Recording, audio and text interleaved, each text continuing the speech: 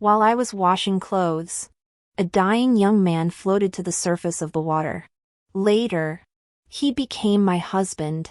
But just as I discovered I was pregnant, he vanished. Half a year later, the authorities sent me to the imperial palace. I was imprisoned, subjected to starvation, abuse, and humiliation, and both my unborn child and I died a tragic death. All because the world believed he had ascended the throne by divine decree, protected by the gods. The events in Peach Village could never have happened. When I opened my eyes again, I was back in Peach Village, with everything coming back to life. My friends were calling me to go wash clothes by the Peach Stream. I shouted, "No one is allowed to go. Such a beautiful spring, why wash clothes? I'll make you some pancakes instead." Ha ha. Since he was destined by heaven, let heaven save him. Chapter 1. I died in a cramped courtyard. After 10 days in the palace, I was freezing and starving. I begged the eunuch for some food. I could endure it. But there was a child inside me. The eunuch kicked me to the ground. "You filthy slut. You dare to covet the emperor?" I dared not deny it, for it was the emperor who had once begged me to marry him. I pleaded, "There are only 2 months left before I give birth. I am guilty, but the child is innocent. Let me give birth to him, and I will die. Is that acceptable?" I simply couldn't bear to part with the child in my womb. He was already kicking me from within. I thought that since he was his child, perhaps he would spare him. The eunuch laughed cruelly and stomped hard on my abdomen. "A bastard? You dare to give birth to him? Do you think the imperial family eats vegetables?" Blood flowed everywhere. But I continued to kneel and beg, "Please, sir, speak to the emperor. Once the child is born, I will take my own life. I just wanted to give this child a chance to see the sun." The eunuch said, "Don't even dream about it.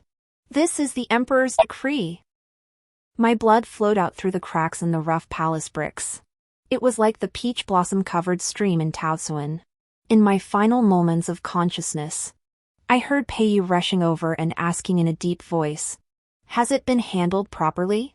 Reporting to His Majesty, "It has been handled," he said. "Anyone who mentions the matter of Taosuan again will have their entire clan executed." So he hated those 3 years in Taosuan so much. He had begged me with such joy on his face, "Taosuan is so beautiful. Yen Yen is even more beautiful. There is no one in this world more beautiful than Yen Yen. Marry me. We will spend our entire lives together and have many children." I was immediately moved. As an orphan, what I desired most was a family. That young man was both handsome and kind. Having a family with him would be so wonderful. I happily nodded in agreement. Everyone in the village was kind-hearted and never bullied me because I was an orphan. Instead, they helped me in every way they could. When they heard I was getting married, they all pitched in to help us prepare a lively wedding. Little did I know that all of this was a taboo subject he couldn't even mention. Those good villagers ended up suffering a tragic fate because of me. How unfair! My little friends. And the children who never got to see the world. Yen Yen. Let's go wash clothes together. Suddenly, I heard my childhood friends calling me. I opened my eyes and found myself back in my home in Taosuan. The yellow calendar on the table was stopped at the day when I saved Peiyu in my previous life. Had I been reborn? I quickly jumped out of bed.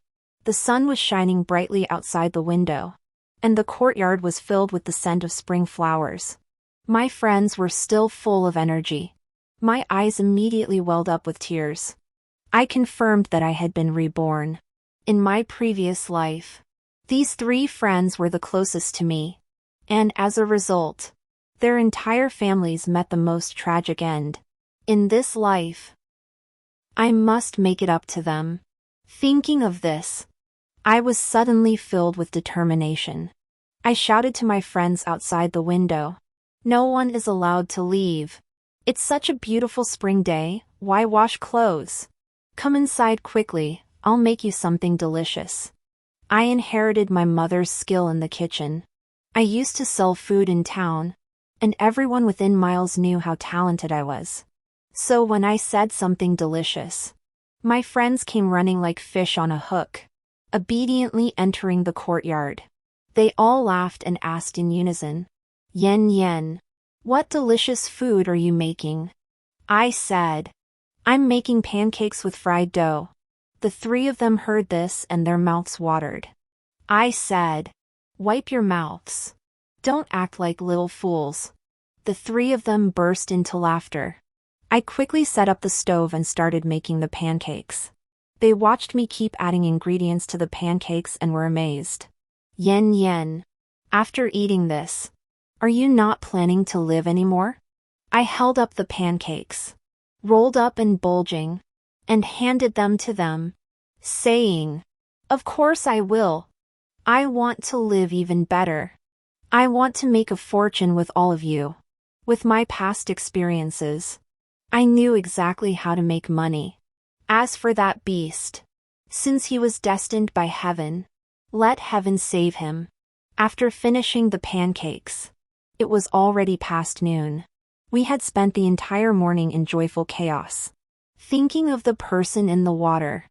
He must have already been floating on a raft by now. I tidied up the dishes. The four of us sang together as we went to the Peach Brook to wash clothes. Upon arriving at the Peach Brook, petals were falling everywhere. The flowing water carried a fragrant scent. Away from scum. Life is truly good. That Peiyu wasn't in the water, he must have been swept away by the current. At least he didn't defile the spring water. Recent spring rains have been heavy, and the Peach Brook is swollen. No one will save him, he'll just keep floating on the water. He'll end up drifting out to the East Sea to feed the sharks. Just thinking about it makes me happy. When I returned home, I hung up the clothes to dry. Seeing the beautiful sunlight, I brought out the bedding to air it out as well. Then I lay on the bamboo chair, the sunlight filtering through the peach tree branches and falling on my body. It was warm and comfortable, indescribably pleasant. Thinking back to the cold, cramped courtyard in the corner of the cold palace, those memories were too painful to recall.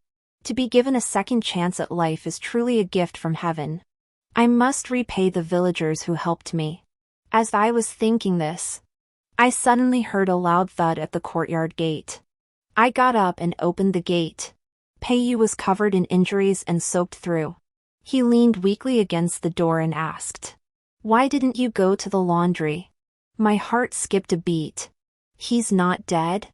He asked me why I didn't go to the laundry?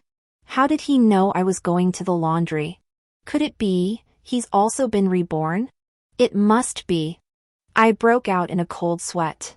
But I can't let him know I've been reborn. I can't let him know I know he's been reborn either. In his previous life, he killed the crown prince to ascend the throne. With his ruthless nature, if he found out I knew, he might kill me on the spot. He was here to test me. I pointed to the clothes hanging in the courtyard and said, "You're such a strange person. Can't you see all the clothes I've hung out to dry in the courtyard? Why are you asking me why I didn't go wash clothes? Besides, whether I wash clothes or not, what's it to you?" He glanced at the courtyard and panted, "Why didn't you go to the laundry in the morning?" I said, "Are you crazy? Whether I wash clothes in the morning or afternoon is none of your business." He froze. It seemed like he was convinced that there was nothing wrong with me washing clothes. Then, he actually reached out to grab my hand. My hand felt like it had been bitten by a poisonous snake. So I quickly pulled it back. Then I turned around and slapped him hard across the face, shouting, "You shameless pervert! Who do you think you're touching?" He gasped, "Yen yen. Save me." I chuckled inwardly, "Save you? Aren't you supposed to be following heaven's will? Why not let heaven save you?" But I couldn't let him see my thoughts. So I pretended to be concerned and asked, "What happened to you?" He said he had accidentally fallen off a cliff. just as he had answered in his previous life. In reality, he had attempted to assassinate the crown prince and was chased by government troops. Falling into the water. It turned out that from the moment he first met me in his previous life, he had been lying to me. I looked at the wounds on his body and pretended to mutter to myself. These look like wounds from government troop swords. He immediately grew tense. I slowly backed away and said, "You're a fugitive, aren't you? Save you? That's a criminal offense. I'm an upright citizen who follows the law." Peiyu's face turned bright red. "Stop pretending. I just called you Yen Yen, and you didn't even bat an eyelid. You recognized me, didn't you? Oh my God. This guy is a snake. I almost fell into his trap. If it were just my own life, I wouldn't care. I could always die again. But there are the lives of the entire village behind me. I suddenly made up my mind while he's weak. I'll take his life. Then I'll throw his body into the Peach Creek. The peach blossom flood would carry him out to the East Sea in no time. I'd avenged myself without anyone knowing, and eliminated the threat. Damn it! I slowly felt my way to the door handle behind me. But suddenly something felt off. How did he survive? In my previous life, I was the one who found him first. He was already completely unconscious. It took all of us friends a tremendous effort to pull him out of the water. This time, I didn't save him. How did he survive? With the Peach Brook flooding, if no one had rescued him, surviving would have been harder than climbing to the heavens. He must have had accomplices. I immediately looked around nervously. Peiyu saw my anxiety and laughed sinisterly. You admit it, don't you? I knew I couldn't admit it even if it meant death. If I let slip even the slightest hint, he would definitely kill me to silence me. So I angrily said, "Admit what? Everyone in the village calls me Yen Yen. What's so special about that? It's you who's pretending to know me. What are you up to?" Seeing that I wouldn't admit it, he actually tried to grab my arm and play the romantic. This was truly a godsend. I was just wondering how to call for help without arousing his suspicion. As soon as he grabbed me, I screamed at the top of my lungs. "Help! A thug! Help! A thug!" This was the exact reaction of someone who didn't know the person and had encountered a thug. No matter how suspicious he was, he couldn't find any flaws in my story. I knew he was as venomous as a snake and as ferocious as a starving wolf. Every step I took had to be careful, not to make a single mistake.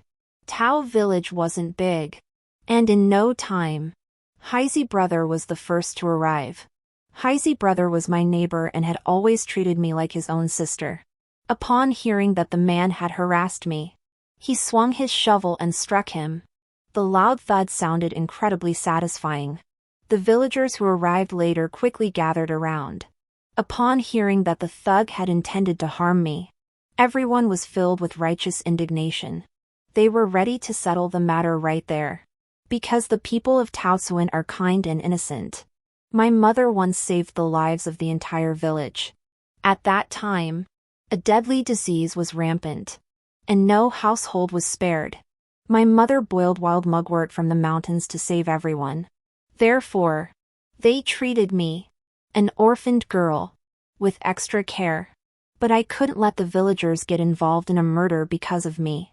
If the authorities investigated, it would be a major problem, seeing that they had beaten Peiyu into a state where he couldn't fight back. I stopped everyone from continuing. Peiyu didn't retaliate even after being beaten, but stared at me intently. Yen Yen, do you hate me so much? If this is our first meeting, where did this hatred come from?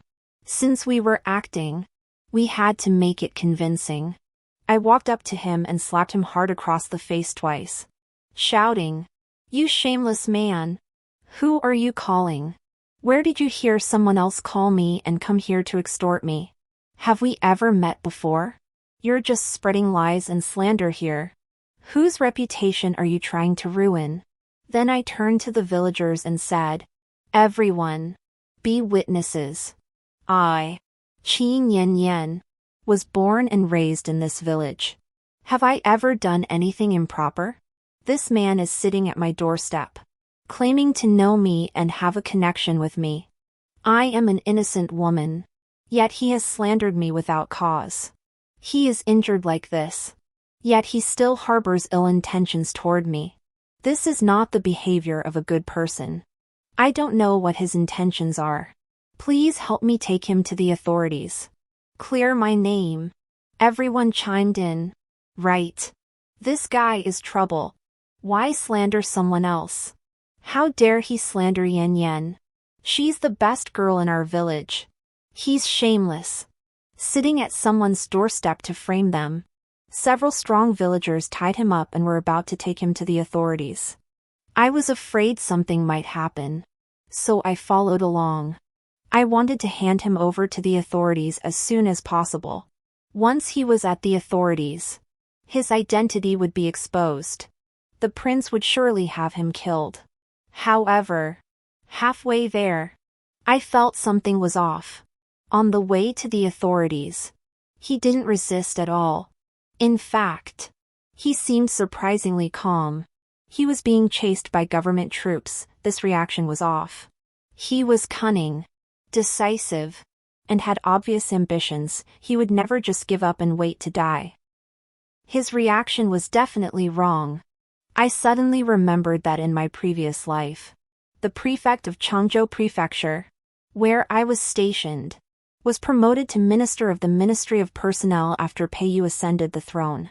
All the officials in Changzhou Prefecture were promoted as well.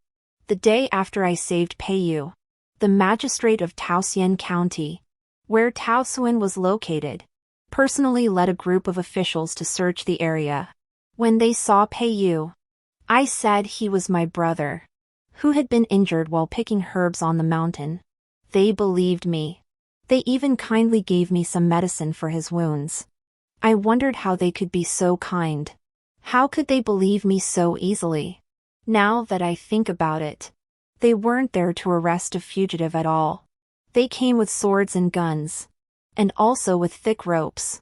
Those ropes were used for rescue operations in our area. They weren't searching for a fugitive. They were there to rescue a fugitive. No wonder Peiyu chose to target the crown prince in Changzhou Prefecture. This place must be within his sphere of influence. That's why he's not worried now. We handed him over to the authorities. Right into his trap. This is like releasing a tiger back into the mountains. Thinking about my tragic death in my previous life and what happened to the entire village, I broke out in a cold sweat. I thought that with what I knew from my previous life, I could easily take revenge. I forgot that he was also reborn. He remembers his previous life. And he is even more cunning than I am. He is more ruthless and heartless than I am. The current me and Taoxuan are in greater danger than in my previous life. How could I be so careless and reckless? I secretly called Blackie over and cautioned him. Whatever we say or do now must not be overheard by others. Go to the county office secretly first, to see if there are any signs of officials searching the area. That guy doesn't seem to fear being sent to the authorities. There must be something fishy going on. If the officials come out, and besides carrying swords and guns, they also have thick ropes, you must hurry to the officials before they arrive and cut the only log bridge between Taoxuan and the county office. Under no circumstances should the officials be allowed to cross, and no traces should be left behind. If anyone asks, just say it was destroyed by a sudden flood. Hurry up and come back. I'm not sure yet what will be different in this new life, so I'll send Hazy to check first. Hazy doesn't know why I'm doing this, but he always trusts me. He made an excuse to relieve himself and quietly left the escort group. I watched him run away and told everyone to find a spot by the roadside to rest. It took much less time than I expected. Blackie returned, sweating profusely, and sneaked back. Small tiger document anti-theft seal. Find a book machine operator who selects Xiao Hu. Stable and reliable. No pitfalls. I was startled. Judging by the time, he should not have arrived at the county office yet. He hid among the people being escorted and said, "There's a flood in Taohua these past 2 days. I'll go ahead and scout the way." Before long, he ran back and said, "The bridge ahead has been washed away by the flood. We can't cross." I pretended to be angry and helpless and told everyone to turn back. On the way back, Peiyu clearly seemed suspicious, but he couldn't find any clues. Hazy secretly told me, "I just crossed the bridge and hadn't gone 2 miles when I saw the officials. Those officials were carrying thick ropes." Yen, you're really amazing. How did you know that? I went back to the broken bridge, and those officials had already reached the other side. I didn't expect the officials to arrive so quickly in this lifetime. In my previous life, the prince's men were stationed in the county town, monitoring the only road leading to the capital. In this lifetime, I wonder if they're still there. Those people operate in secret. They're not the kind of people an ordinary villager can just approach. I must find a way to contact them immediately. If the county officials find Peiyu first, the situation will be dire. The top priority is to investigate Peiyu's background in this lifetime. How many accomplices does he have? Why did they save Peiyu and leave him at my doorstep? We beat him so badly, yet none of his accomplices showed up. Peiyu is capable of usurping power. He has many talented followers and is no stranger to poison and sedatives. If his accomplices aren't showing themselves, it must be because he has something to fear or is planning something. We must focus on his fears and plans. Taking him back to the village is one thing, but where to lock him up is another problem. If we keep him at my house, as an orphaned girl, it wouldn't make sense. In Peiyu's eyes, it would only serve as evidence of our connection. If we keep him at someone else's house, it would put that family at great risk. I'll go talk to the village chief. The village chief said, "Put him in that abandoned city god temple. It's spacious." I suddenly remembered that when I used to sell food at the city god temple with my mother, the old monk there mentioned there was a secret room under the stage, dug out long ago for shelter. Most people don't know about it. The village chief's suggestion was perfect. I'll use that place to put on a play. Let that beast suffer terribly and expose his true nature. Peiyu arrived at the city god temple, clearly nervous. Yen, why didn't you take me home? I spat in his face, spit. You shameless bastard. At this moment, you're still talking nonsense. Trying to ruin my reputation? Say one more word, and I'll cut out your tongue. Peiyu didn't get angry even after being spat on. He stared at my face and body with a fiery gaze, sizing me up from head to toe. Then he smiled and said, Yen is still as feisty as ever. I heard this and punched him in the eye, shouting, "For speaking nonsense, I'll gouge out your eyes." I turned to the villagers and said, "Let's hurry up and fix the bridge. Hurry up and send this shameless man to the county office." I was determined to show that I was set on sending him to the county office. But to my surprise, Peiyu, upon hearing this, spoke with deep emotion. Yen, whether you believe it or not, in this life and the next, I will only love you. My goodness. Goodness gracious. This beast actually had the nerve to say such a thing. This is begging for a beating. Without another word, I slapped him across the face twice. You worthless beast.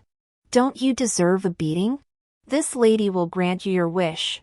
I struck him with all my strength. But in the end, my hands didn't have much power. He took the blows and still looked unconcerned.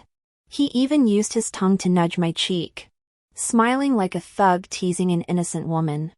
I was about to burst. I didn't care about any taboos anymore. I took off my straw sandals and swung them at him. I had to wipe that smile off his face. I'd rather die than let him make me feel this way. The sole of the straw sandal was extremely rough. The two soles struck his face, and his delicate skin was immediately scraped open, leaving several bloody gashes. He cherished his face greatly. After all, in my previous life, I had been captivated by his beauty. Thinking of this, I grew even angrier. I shouted, "You worthless scoundrel! If you say another word, I'll make sure you don't live to see the authorities. I'll gouge out your eyes first." Saying this, I pulled out the bamboo hairpin from my head, pressed it against his eyes, and asked in a low voice, "Do you want to try?" Peiyu's face turned pale, and he finally stopped resisting. Finally, he wasn't smirking arrogantly anymore. He finally remembered that I was someone who could kill chickens and sheep without batting an eyelid. However, upon hearing my anger, Peiyu still intended to send him to the authorities. Clearly relieved. But I couldn't relax. What was he afraid of? What was he planning? The answer was a matter of life and death. Thinking of this, I told myself, I must first make him believe I'm not reincarnated. If I were meeting this person for the first time today, what should I do now? I imagined him as a complete stranger in my mind. Then, I spoke naturally. "Who are you? Why are you here? Where did you get those injuries? Why are you slandering my innocence?"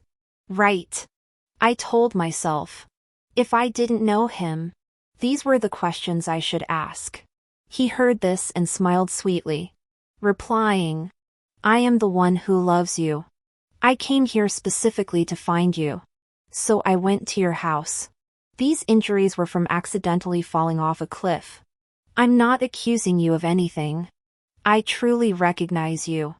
I want to spend the rest of my life with you, growing old together." This man dared to speak such words to me now. Does he really think I'm a pushover? In my previous life in Taozuan, I was the most cheerful and bold girl. It was only after marrying him and becoming pregnant that I became more reserved. And for the sake of the child's survival, I had to endure humiliation. He must have forgotten my true nature. But this means he should believe I'm not reincarnated. After speaking, he licked his lips and looked at me. In my previous life, he was always using that gesture to tempt me. Seeing it now was truly laughable. I silently raised my hand and pinched my fingers. As soon as Peiyu saw my gesture, his body trembled involuntarily. He knew I was about to summon the peach blossom snake. The peach blossom snake is non-venomous but has a special effect. Anyone bitten by it feels as though ants are crawling all over their body, causing unbearable itching. Without an antidote, one would have to scratch their body until it was raw to relieve the itching. One must endure the agony for 3 hours before the effects wear off. Peiyu knew about the peach blossom snake from his previous life. Now, seeing that I was about to summon the snake, he finally softened. He said warily, "What are you doing? Qing Yen Yen. Don't do something you'll regret." Regret? Haha. There is nothing in my past life that I regret more than this. The peach blossom snake slithered closer, flickering its tongue. Peiyu's face turned pale as he shouted, "Qing Yen Yen. If you dare use the snake, I'll reveal your secret." I replied, Qing Yen Yen. Walk with integrity and act with dignity. What secret could I possibly have that you fear? Do you think I'm afraid of you? Your undershirt is white with pink peach blossoms embroidered on it." My heart skipped a beat, and my face flushed red. I was right, wasn't I? I know more. He paused menacingly. I pulled out my shoe pad and stuffed it into his mouth, cursing, "You filthy rogue. It seems you scouted the place beforehand. You watched me wash clothes and made up these lies. I won't let you ruin my reputation anymore." As I spoke, I summoned more peach blossom snakes. Peiyu's mouth was stuffed, and he couldn't shout, only making muffled sounds. Soon, his body was covered in an unbearable itch. As if thousands of ants were biting him, he twisted his body frantically. I stood by, watching him with ease, and deliberately humiliated him. You're just like a dung beetle rolling a dung ball. In no time, he was drenched in sweat.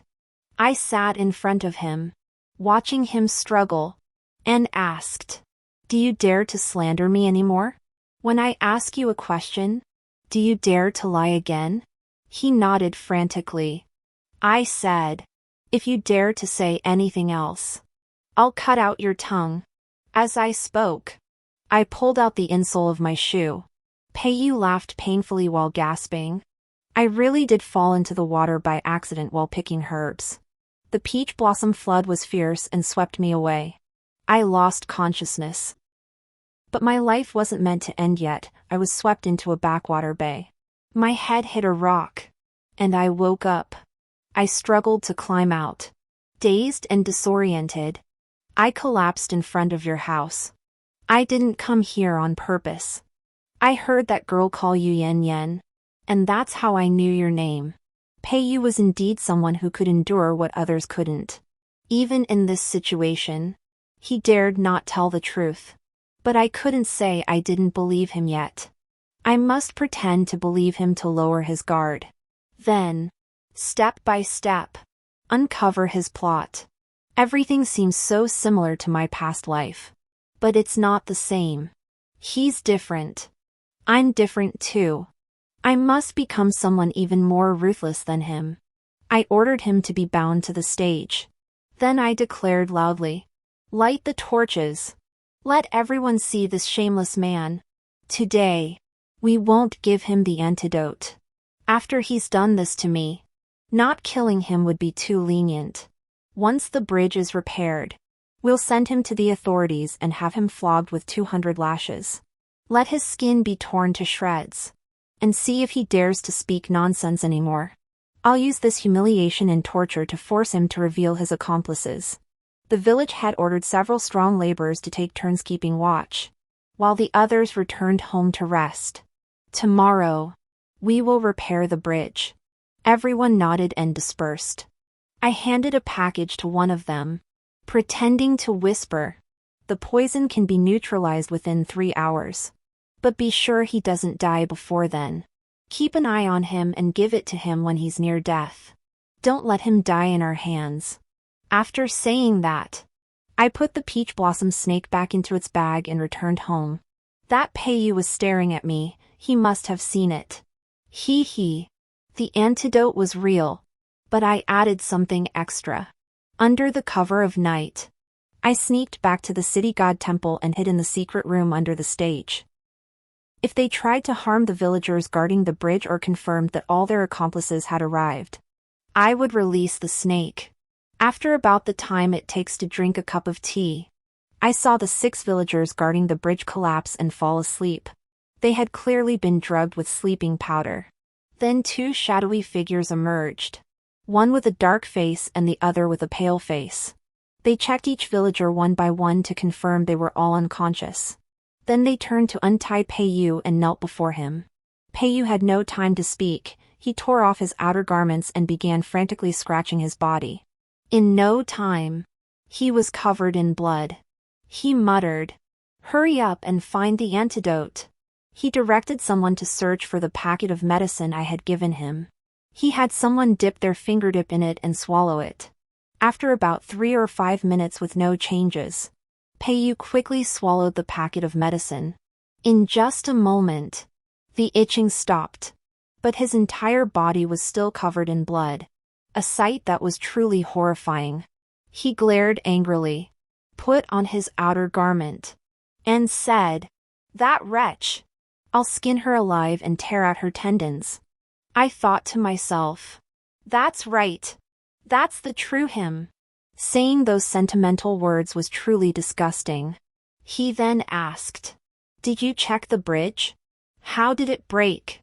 The dark-faced man replied, "Your Highness, please forgive me."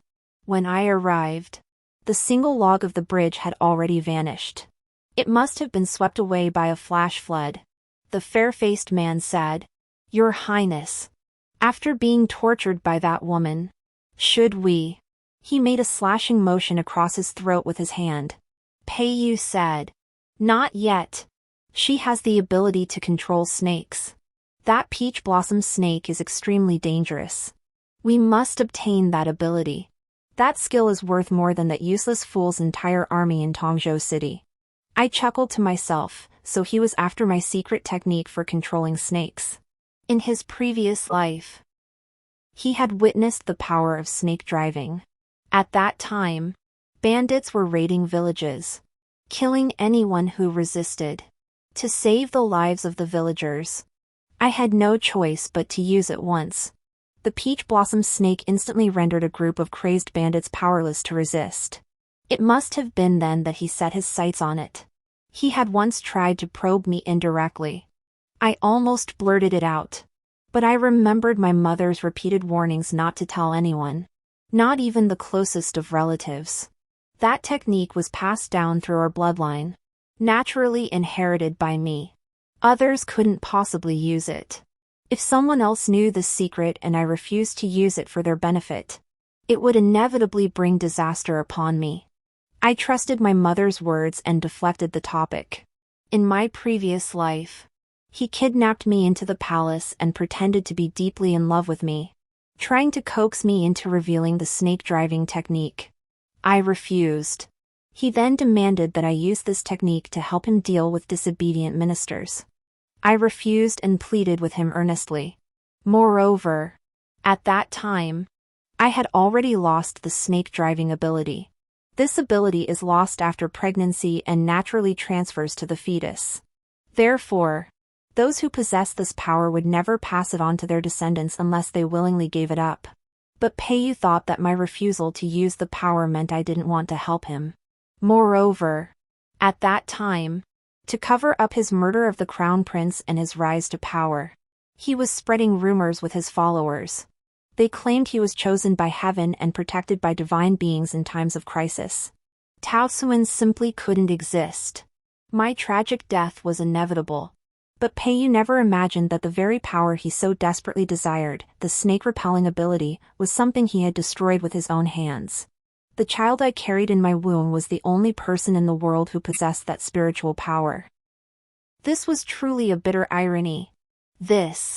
I must tell him before he dies. The dark-faced man spoke cautiously again. Does she know anything about the prince's affairs? If she knows even a single thing, no one in the village can be spared. The ability to drive away snakes is merely a trivial skill. If word of our plans leaks out, it will be a matter of life and death. Pei Yu said. I have this under control. Today, I tested her repeatedly using various methods. But even in her rage, she didn't reveal any weaknesses. Don't touch the villagers yet. We must stay in the shadows. Attacking the village would alert the enemy. Since we failed to assassinate that worthless man, we must bide our time. We must not let that old fool discover us. The dark-faced man asked. Are you certain she doesn't know? Your Highness? I feel that woman is unpredictable, Pei Yu said. Her? Humph. Could she possibly escape my grasp? If I use a little trick, she will surely fall for me. I nearly choked on my words. In my previous life, wasn't I exactly as he described? Completely devoted to him? Pei Yu asked again. What news about Qing Hong and the other two? The pale-faced man replied. After they diverted the prince's pursuers, they returned to track them. They discovered they were disguised as merchants, hiding at the Yuelai Inn, and hadn't reported to the authorities. Could they be suspicious of the Taoxian county officials as well? Pei Yu said. Those useless subordinates of his still have a few with brains. Unlike that good-for-nothing Zhao County magistrate. He couldn't even block a single log bridge. The pale-faced man asked. What should we do next? Pei Yu, have Zhao the county magistrate come to Taosuan tomorrow. Say he's escorting me back to the county office. We'll be ambushed along the way. Then choose Qin Yanyan's house for safekeeping. I must capture that Qin Yanyan. Taosuan is the perfect place to hide. Both land and water routes are strategically advantageous, easy to attack and defend. The villagers are simple folk. It'll be easy to deceive them. As for those useless subordinates, don't bother with them. Anyway, I have no intention of escaping. What good is it for them to watch the main road? Fool! Have Qinghong and the others contact the prefect of Changzhou Prefecture. Prepare troops outside Taosuan by the 15th. Once ready, leave a secret mark for me. Understood. The two replied. Then rebound Peiyu before slipping away. Sure enough. This man is full of tricks, he thinks he's so clever. I'll use his plan against him. I slipped out of the stage, swam across the river under cover of night, and disguised myself as a man to head for the Yulian in the county seat. Earlier, when I beat Peiyu, I casually pulled the jade pendant from his waist. Upon arriving at the inn, I found the tea boy. I gave him 10 coins and instructed him to deliver the jade pendant to the northern guests staying at the inn today. In no time, someone approached my table and asked, "Would you care to join me for a cup of wine?" By the time I returned to Taosuan, it was almost dawn. I estimated that Zhao Zhixian's men would arrive soon. The guards who had been watching us woke up, unaware of what had happened. Seeing Peiyu still bound to the stage, they sighed in relief. Peiyu pretended to be asleep. I poured a basin of salt water over him. He let out a piercing scream. His wounds had not yet scabbed over, and the salt water made him writhe in agony. I went over and patted his face, and he pretended to be dazed. I took the jade pendant and hung it back around his waist. After breakfast, Magistrate Zhao arrived. He was exactly as Peiyu had described, intending to detain Peiyu at my home.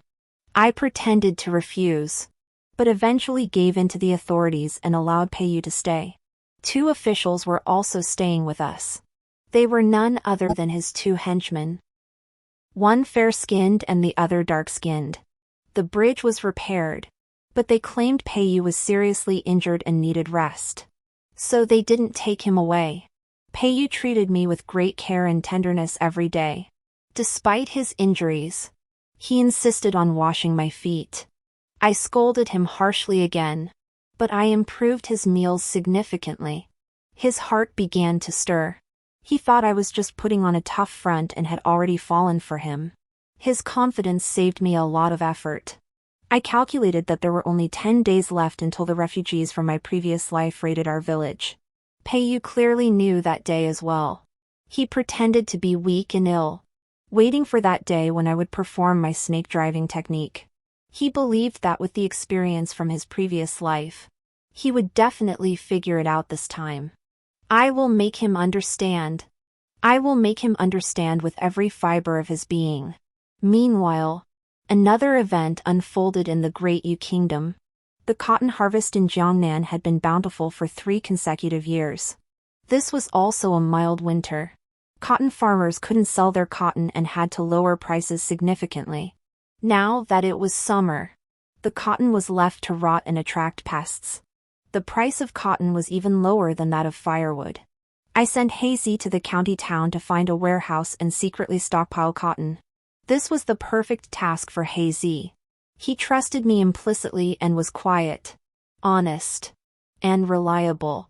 Others didn't know, but I did. Those refugees had fled because war was about to break out in the northern border regions. That war dragged on for 4 years. By winter, the northern border soldiers desperately needed cotton garments and blankets. Yet during that summer, the cotton had been nearly depleted. The court was forced to spend vast sums of money procuring supplies from all directions. Combined with the war expenses, the national treasury was depleted. Peiyu seized this opportunity of national crisis to rise to power. The crown prince, however, was truly a man concerned for his country and its people. I must assist the crown prince. I must also repay the villagers for their kindness to me. It is also a way to compensate them for the suffering they endured in their previous lives. Gradually, refugees began to pass through the village. At first, They could beg for food along the way. But later, they could no longer beg for anything. Some refugees began to loot. Peiyu sat comfortably in his house, pretending to be weak and recovering from his injuries. He knew I would drive away snakes to protect the villagers, so he wasn't worried about the refugees. But he didn't know that his weakness wasn't entirely feigned. The 10-scented muscle-relaxing powder my mother taught me was truly magical. It could slowly weaken a person without them noticing. Moreover, the medicine made a person's blood smell fragrant. After 10 days of ingestion, any bleeding would cause a fragrant scent to waft through the air. Finally, the day when a large group of refugees was expected to arrive had come. Early in the morning, there was a crescent-shaped mark on the peach tree in front of my house. The dark-faced man went out and returned quickly. The three of them nodded in unison, then ate breakfast in peace. After breakfast, I went out to farm as usual. In my previous life, it was in the fields where I discovered the refugees raiding the villagers, prompting me to use my snake-repelling technique. Though I narrowly emerged victorious, I sustained severe injuries. Peiyu noticed I was about to leave and twitched his cheek, saying, "Be careful." I rolled my eyes at him.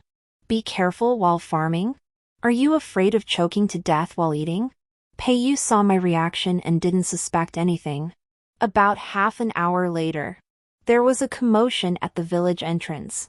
In an instant, it reached the area near my house. Peiyu looked a bit stunned. In my previous life, these people had been stopped by me halfway. The man with the pale face peered out from the wall. Suddenly, he said, "Something's wrong. Where are the children?" The adults went to the fields. But where did the children go? No sooner had he finished speaking than a hissing sound came from inside the house. Hundreds of snakes emerged. The three men couldn't kill them all and were bitten by the snakes. They all scratched at the snakes, their bodies covered in blood. After the blood flowed, a strong fragrance filled the air. Their bodies were limp and weak. Peiyu knew something was wrong and ordered the dark-faced man to rush out of the village to fetch reinforcements. Earlier that morning, Peiyu and the others had noticed the markings on the tree and had sent the dark-faced man to sneak to the village edge to investigate. The dark-faced man saw that there were troops stationed there and assumed they were reinforcements brought by Qinghong. Now, he also knew that something was seriously wrong. So, he endured the intense itching and stumbled toward the direction of the troops. He did not know that he was walking into a trap. The troops stationed there were the prince's men.